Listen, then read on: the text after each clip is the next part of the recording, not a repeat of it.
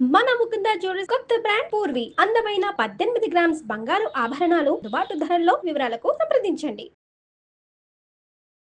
నమస్తే రమగారు. నమస్తే జయ. రమగారు, మనం దెయ్యాలు, భూతాలు, రాక్షసులు ఇలాంటి కథలు చెప్పుకుంటూ ఉంటాం. అవును. ఏదైనా ఒక దెయ్యం కథ చెప్పండి అండి. హెల్ప్ చేసే దయ్యం చెప్పనా? ఓకే. అలాంటివి మంచిది. ఉంటాయి. మంచి మంచి దయ్యం, వింత దయ్యం కదా. ఒక ఊళ్ళోనట రంగమ్మ రంగయ్య అని భార్యాభర్త ఉండేవాళ్ళు. చిన్నవాళ్ళే, ఏదో చిన్న పనులు చేసుకునేవాళ్ళు. అయితే సొంత ఇల్లు లేదు వాళ్ళకి, ఏదో కష్టపడేవాళ్ళు. ఆ, సొంత ఇల్లుగా వచ్చాక పిల్లలు కలిగితే బాగుంటుంది, పిల్లలు కలిగే నాటికి ఇల్లు కొనుక్కోవటమో కట్టుకోవటమో చేయాలని అట్లా ఆలోచించేవాళ్ళు. మెల్లిగా రూపాయి రూపాయి రూపాయి కూడబెట్టి, పిల్లలు లేకపోతే ఖర్చు ఉండదు చూడు, ఆ రోజైనా ఈ రోజైనాను ఎప్పుడు అంతే. అవును. అయితే వీళ్ళు రూపాయి రూపాయి జోడిచ్చారు. అటట మెల్లిగా కొంచెం డబ్బు కూడిన తర్వాత వాళ్ళ ఊర్లో కొద్దిగా ఊరికి పెడగా కొంచెం ఊరికొస అనుకో ఒక పాడుపడిన ఇల్లు ఒకటి అమ్మకానికి ఉండేది. ఏముందిలే, మనం వెళ్ళి ఉండి 2 గొడ్లు పెట్టుకుని 4 ఒక కోళ్ళు కొకరాయలు పెంచుకుంటే మేకలు 2 మేకలు 2 కోళ్ళు 2 గొడ్లు సందడి వచ్చేస్తుంది. ఇట ఆలోచించి ఏం చేశారు, పాడుపడిపోయిన ఇల్లు కొనుక్కున్నారు. కొనుక్కొని చుట్టుపక్కల వాళ్ళ సహాయంతో ఇల్లు చక్కగా బాగు చేసుకున్నారు. కాపురానికి చేరారు. ఇంట్లోకి చేరితే ఈ రంగమ్మ కనిపిస్తుండేది, ఏమిటో కొన్ని పనులు తను సగం చేస్తే అయిపోతున్నాయని అనుకునేది. నేను సగమే చేశా, అక్కడ పెట్టా అని. ఒకసారి ఆవిడ బాగా అబ్జర్వేషన్కి వచ్చింది. ఏంటంటే ఒకనాడు ఏం చేసింది, గొడ్లను పెట్టుకున్నారుగా, 4 గేదెలు చేరినాయి, 4 మేకలు ఉన్నాయి, కోళ్ళు కూడా తిరుగుతున్నాయి అటు ఇటు. ఈ గేదెలు ఉండేసరికల్లా వెన్న వస్తుంది. అవును. పాలు కాచి ఏదో ఒక తేరుపాలు మనం కాచుకున్నా, పాలు బయటికి అమ్ముకున్నా అవును, వెన్న వస్తుందిగా. ఈ మజ్జిగ చేసింది చేయటానికి ఏం చేసింది, మీగడంతా తీసి దుత్తలో వేసుకుని చిలికింది. చిలుకుతుంటే ఎవరో కేకేశారు.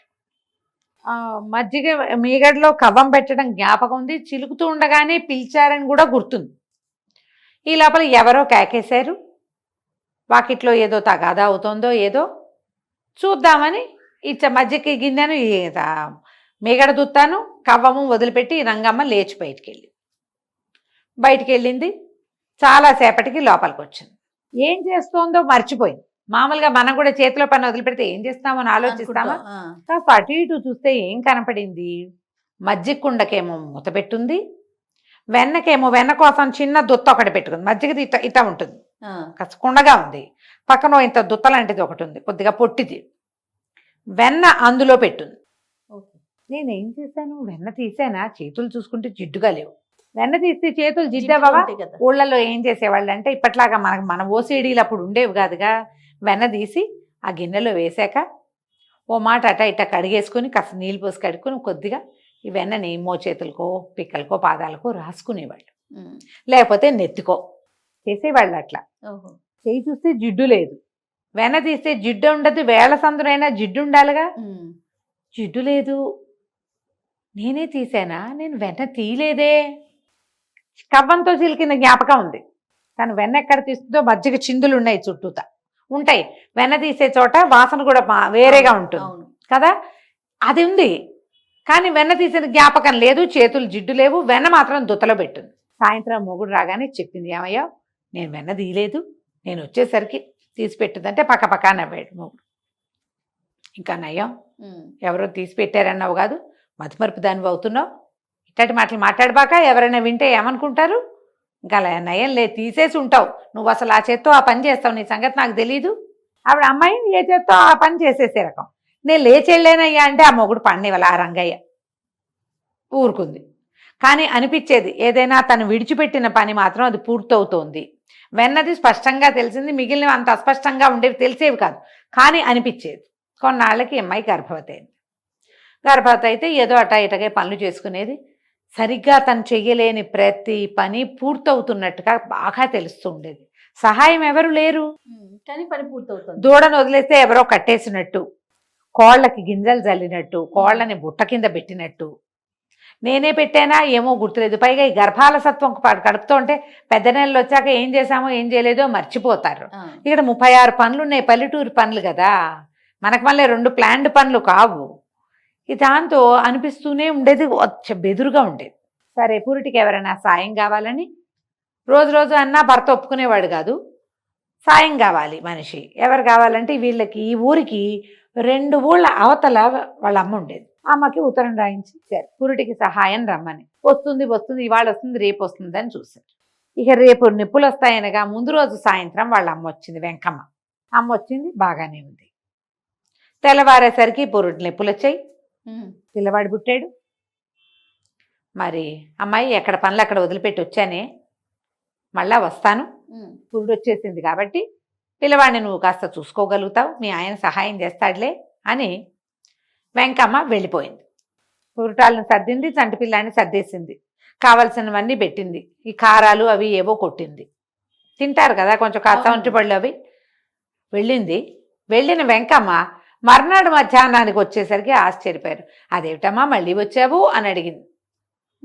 ఈవిడ లోపలికి వస్తూనే ఈ అమ్మాయి అడుగుతుంటేనే, అమ్మాయి ఏమనుకోకే, పురిటికి రమ్మన్నారు కానీ రాలేపోయాను, బాగా కాయిలా పడ్డా, కిందటి నెల 2 రోజుల నుంచి కొంచెం లేవగలుగుతున్నా, ఎటగు లేచా కదా, ఎవరిదో మన ఊరు వాళ్ళ బండి ఇటు వస్తుంటే ఆ బండి ఎక్కి ఇదిగో వీధి మొగదల్లోనే దిగాను, నడిచి రాగలిగే సత్తా లేకపోయింది, ఏమనుకోబాక అంటోంది తల్లి. నిన్నే కదా వెళ్ళావు, ఇవాళ ఎందుకు వచ్చావు అని అడుగుతోంది కూతురు. ఈ అల్లుడికి అర్థం కాల ఆవిడ ఏం చెప్తుంది. ఏమిటండి అన్నాడు. అనేసరికి ఏమిటత్తా చెప్పావు అంటే, కాయిలా పడ్డాను నాయన, రాలేపోయాను, ఏమీ అనుకోబాకండి అని ఆవిడ కథ అంతా చదివి, ఏడి పిల్లాడేడి, పురుడొచ్చేసిందిగా, పిల్లాడేడి, వచ్చిందని కబురు వచ్చింది వాళ్ళ ఊళ్ళోకి. పిల్లాడి చూసేసరికల్లా వీళ్ళు నిర్ఘాంతపోయారు. ఇన్ని రోజులు ఎవరొచ్చినట్టు. సరే పిల్లాడిని ఎత్తుకున్నారు, ఎత్తుకుంది, మళ్ళా తీసుకెళ్ళి ఉయ్యాల్లో పడుకోబెట్టింది. అమ్మ కూతురు గుమ్మంలో నిలబడ్డారు. గుమ్మంలో నిలబడితే, అది కాదమ్మా ఇక్కడ ఏం జరిగిందో తెలుసా, 4 రోజులు నువ్వు మాతోటే ఉన్నావు, అదిగో రోట్లో పచ్చడి నూరేవు, ఈ రోట్లో పొడి చేసావు, వేపావు అని చెప్పింది అని కథ అంతా చెప్తోంది. ఇంతలో పిల్లాడికి ఎవ్వుమన్నాడు. తల్లి కూతురు గుమ్మం బయటే ఉన్నారు, ఉన్నట్టుండి ఉయ్యాలు ఒకట మొదలుపెట్టింది.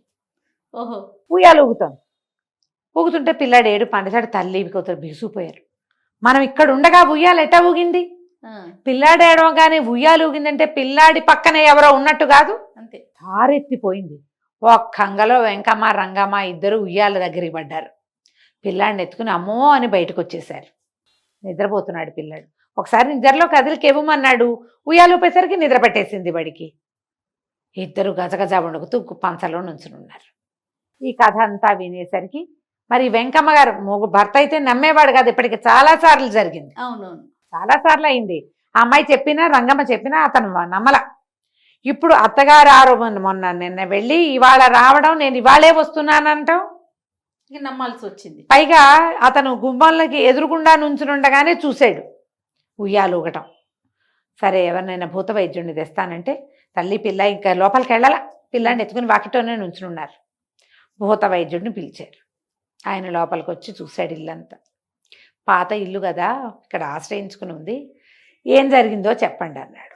ఈ రంగమ్మ లిస్ట్ అంతా చెప్పింది. వాళ్ళు ఆ పని చేస్తుంటే ఆ పని అయిపోయింది, ఈ పని మానితే ఈ పని అయిపోయింది అనగానే భూత వైద్యుడు అన్నాడు, ఇదేదో సహాయకారి దయ్యం, ఓహో, భయపడద్దు, మీకేమీ అవ్వదు, గాలి చేస్తే ఇది మీకు ఇబ్బంది లేదు, మిమ్మల్ని ఏమి ఇబ్బంది పెట్టట్లా, పురుట్లో సహాయం చేసింది తల్లిలాగా అంటే ఏమనుకోవాలి, కాబట్టి మీరు కంగారు పడకుండా ఉండండి అన్నాడు. కానీ రోజు రోజు ఇక్కడ దయ్యం ఉంది అన్న ఊహతోటి భయం, అక్కడ ఉండలేక ఆ రంగమ్మ రోజు ఏడ్చేది, భయపడేది, నిద్రలో ఉలిక్కిపడేది, అమ్మో నా పిల్లాడో అని పిల్లాన్ని కావలించుకునేది. 10 రోజులు గడిచేసరికల్లా అతనికి ఇక విసుగు పుట్టింది. ఏం కావాలి చెప్పు, నువ్వు ఎందుకు ఇట్లా ఏడ్చి గోల్ చేస్తున్నావంటే, నేను ఇంట్లో ఉండను, పిల్లవాడి పెంపకం ఎంత కష్టం, సొంత ఇల్లు అయితే అయింది, నా వల్ల కాదు బావా ఇక్కడ ఉండటం అనగానే భర్త అన్నాడు, సరే అవతల వీధిలో ఏదో ఇల్లు ఖాళీ అయింది తెలిసిన వాళ్ళది, అది వాళ్ళు అమ్ముతామంటున్నారు, ఈ గేదెలు గొడ్లు వల్ల 10 రూపాయలు కూడినాయి. ఇక్కడ వాళ్ళకి తెలిసి వచ్చింది, మొక్కల్లో నీళ్లు పోయటం కూడా అశ్రద్ధ జరగల. ఓహో, అరటి చెట్లు వాళ్ళు వచ్చినప్పుడు పెట్టిన అరటి చెట్లు తలా ఒక గేలా వేసి 10 చెట్లు అయినాయి, అంతా డబ్బే. కోళ్ళు పిల్లల్ని పెట్టినాయి, శుభ్రంగా గుడ్లు పొదిగి బోళ్ళు పిల్లలు, కోడమ్మకం జరుగుతోంది, మేకల పిల్లలు పెట్టినాయి, ఆ గేదెలకి దోళ్లు పుట్టినాయి, పాలు విస్తారంగా ఇస్తున్నాయి, ఏమై గడ్డి ఎగిపోయినా గడ్డి పడిపోతుంది, జీవితం బాగుంది. కానీ దయ్యం ప్రజెన్స్ వీళ్ళకి భయంగా ఉంది.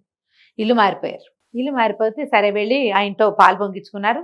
సాయంకాలం అన్నం వండు తిని పడుకుని నిద్రపోయి తెల్లవారు లేచేసరికి పాత ఇంట్లో తాము వదిలిపెట్టిన పెద్ద రోలు పత్రము వచ్చి ఇక్కడ పెట్టుబడి ఉన్నాయి. ఎక్కిపడింది, వచ్చింది మన వెనకాల. ఎంత బాధేసిందంటే, ఇంత రోలు నేను ఎత్తుకురాలేక వదిలిపెట్టేస్తే నాకు రోజు రోలు కావాలని తెలిసింది కదా, దానికి తల్లికి తెలుసుకున్నట్టు వచ్చి తీసుకొచ్చి పెట్టిందే. సరే గట్టిగా బాగా ఏడ్చింది భర్త దగ్గర. మన ఇంటికి వెళ్ళిపోదాం, నేను ఈ పని చేసి ఉండకూడదు, ఇంత సహాయకారిగా ఉన్నదాన్ని చూసి నేను భయపడటం ఏమిటి, పద వెళ్ళిపోదామని మళ్ళీ రోలు ఎత్తించుకుని తీసుకుపోయారు అక్కడికి. పాత ఇంటికి వెళ్ళిపోయారు. కానీ ఆ తర్వాత ఎప్పుడు ఆ దయ్యం వాళ్ళకి ఏ సహాయము చేయలే, ఇంకా రాల, వదిలిపెట్టి వెళ్ళిపోయింది. ఓహో, ఆ రోలు వాళ్ళకి ఇచ్చేసి ఇక మళ్ళీ కనిపించలేదు. ఎప్పుడు రంగమ్మ గుర్తు చేసుకుంటూ ఉండేది, ఇలాంటప్పుడు అదేదో ఉంటే బాగుండేది అని. అదే కంచికి మనం ఇంటికి బాగుంది రమ్మగారు కదా. చాలా బాగుంది. నమస్తే అండి. నమస్తే జయ.